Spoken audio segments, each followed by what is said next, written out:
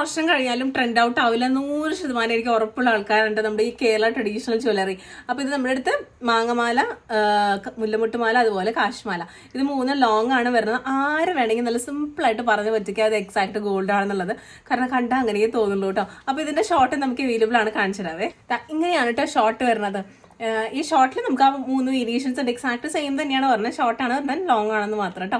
ഇതിനെ ഈയിടെ ആയിട്ട് ഒത്തിരി പേര് സ്റ്റൈൽ ചെയ്യുന്നുണ്ട് ഡിഫറെന്റ് രീതിയിൽ. ഞാനതൊരു വേറൊരു വീഡിയോയിൽ കാണിച്ചിടാം കേട്ടോ.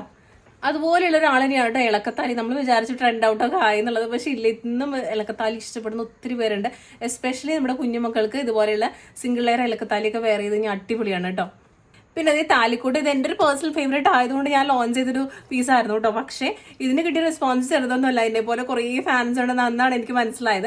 അപ്പോൾ ഒത്തിരി നമ്മുടെ അടുത്ത് ഇതിന്റെ വിത്ത് സ്റ്റോൺസ് ഉണ്ട്, വിത്തൗട്ട് സ്റ്റോൺസ് ഉണ്ട്, അതുപോലെ കുറച്ച് ഗ്യാപ്പ് വരുന്ന ഡെയിലി വെയർ മോഡൽ നമ്മുടെ അടുത്തുണ്ട്. അപ്പോൾ കുറേ പേര് പറഞ്ഞൊരു കാര്യമാണ് ഇതിന് ഇയറിംഗ്സ് കൊണ്ടുവരുന്നത്. അപ്പോൾ ഇത്തവണ ഇയറിംഗ്സ് കൊണ്ടുവന്നിട്ടുണ്ട്, പക്ഷേ കുറച്ച് ലിമിറ്റഡ് പീസസ് നമ്മുടെ അടുത്തുള്ളൂ.